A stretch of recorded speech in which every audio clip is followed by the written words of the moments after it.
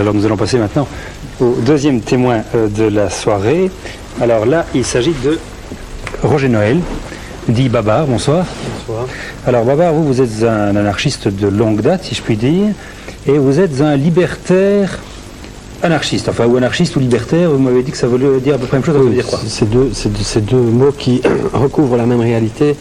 Pour moi, être libertaire aujourd'hui, on pourrait dire que c'est deux choses. C'est d'abord un refus du pouvoir, un refus des pouvoirs, qui sont souvent des abus de pouvoir. C'est une aspiration à une société sans chef, sans petit chef, où les gens parviennent à s'administrer eux-mêmes, sans déléguer toujours leurs responsabilités aux autres. C'est aussi, oui. Parce que ça c'est la première chose, c'est tout ce qui concerne l'autorité, mais c'est aussi une aspiration à la justice, parce que je crois qu'on vit dans une société où l'économie est cannibale et où les riches deviennent toujours plus riches et les pauvres toujours plus pauvres, et que on a encore une aspiration pour que ça change, pour arriver à une société où l'économie soit au service de l'homme et pas le contraire. Vous êtes issu de quel milieu social? Un milieu social tout à fait banal, un peu comme tout le monde, pas particulièrement... Vous étiez en révolte contre votre milieu?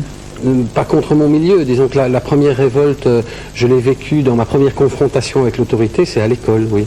À l'école, j'étais en révolte contre des gestes absurdes et un pouvoir parfois excessif et totalement absurde de certains professeurs qui, parce qu'ils étaient professeurs, s'imaginaient avoir droit de vie ou de mort à peu près, ou à peu près sur les gens. Alors, un de vos premiers combats, oui. C'était il y a près de 25 ans, c'était en fait...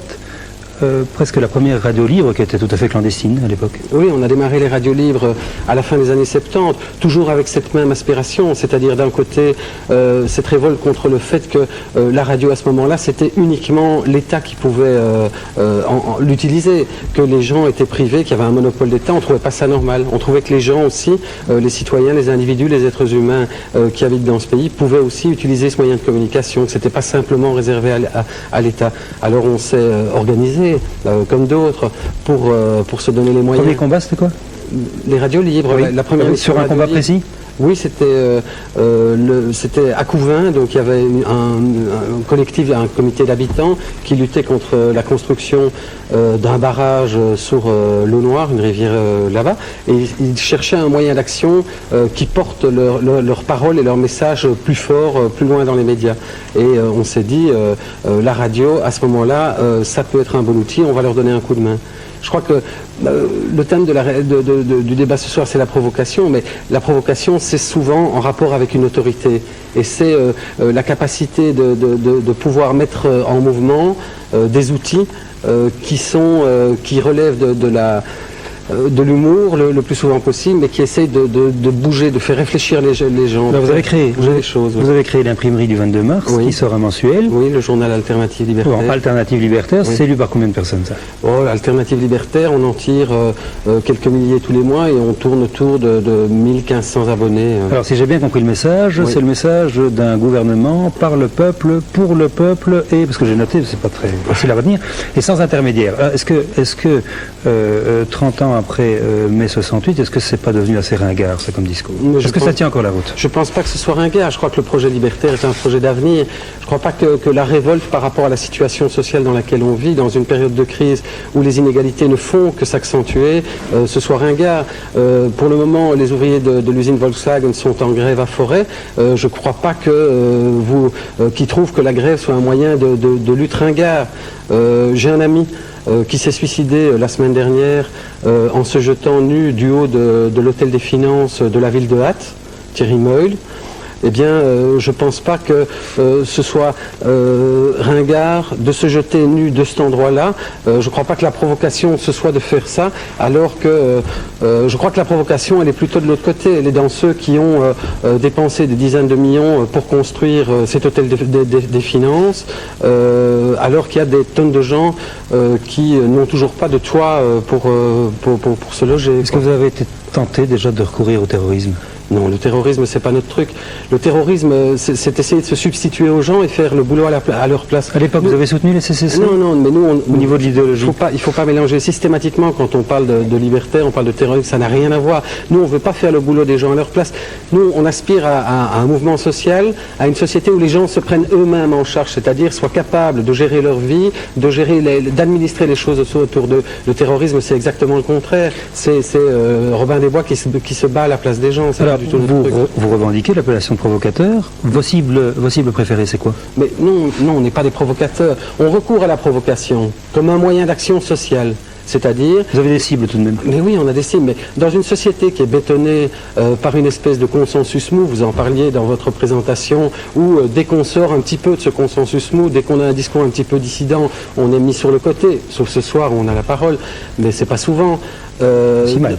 S'il vous plaît? Je dis c'est pas si mal. Mais oui, mais je dis c'est pas souvent. Alors vos cibles préférées, c'est quoi? Mais nos cibles préférées, c'est tout ce qui, tous les jours, fait qu'en regardant le journal télévisé, on se met à hurler. C'est tout ce qui fait que on ne supporte plus les injustices, enfin le poids de tout ce qu'on est obligé de subir dans cette société. Je parlais de mon copain qui s'est suicidé tout à l'heure. Lui, les plombs ont sauté. À un moment, il a dit c'est terminé, j'en peux plus. Et il a fait un geste précis en se jetant dans un endroit précis d'une certaine manière. Moi, j'en suis pas là. Je n'ai pas de logique suicidaire. Mais si on utilise la provocation, c'est pour essayer de faire réfléchir les gens. C'est pour essayer de faire en sorte que des petits mécanismes se mettent en route pour faire avancer le chemin. Alors, je voudrais qu'on prenne un exemple de provocation, oui, qui est l'affiche que vous avez faite pour vous opposer à l'avenue oui, du Pape, quand il était question qu'il vienne en Belgique. Je voudrais d'ailleurs qu'on remontre cette affiche, le voilà, contre le sida, la capote, pas la calotte. Alors, comment est-ce que cette affiche s'est montée? Et une provocation réussie, c'est quoi pour vous? Vous avez atteint votre but là? Là, ça fait réagir déjà, oui, j'imagine. Voilà, mais la provocation de l'un n'est pas la provocation de l'autre. À partir du moment où on a appris, comme tout le monde, les positions du pape sur l'interdiction de l'utilisation du préservatif, alors qu'il y a une campagne, qu'il y a une épidémie de sida. Qui ravage, qui est en train de ravager, notamment dans le tiers-monde, où la parole du pape est particulièrement entendue, eh bien, nous, on a dit ça, c'est une provocation. Quand le pape prend des positions pareilles, c'est une provocation. Donc, nous allons réagir. Comment est-ce qu'on va réagir? En essayant d'interpeller les gens de façon... Ça a marché, cette provoque-là? Ça a tout à fait marché à partir du moment où nous, petits groupes minuscules, quelques individus, on a réussi à faire bouger l'annonciature apostolique, puisque l'annonciature apostolique a déposé plainte contre nous. C'était votre victoire, ça, en quelque sorte? Non, c'était pas notre victoire. C'était cette capacité qu'on peut avoir avec un minimum d'humour et parfois un petit peu d'intelligence de gratter là où ça fait mal, jusqu'à ce que le mammouth qu'on a en face de nous, l'institution qu'on a en face de nous, se retourne et regarde la puce que nous sommes et nous montre du doigt en essayant de nous écraser. Pas de nous écraser parce qu'on est violent, pas de nous écraser parce que notre parole dérange.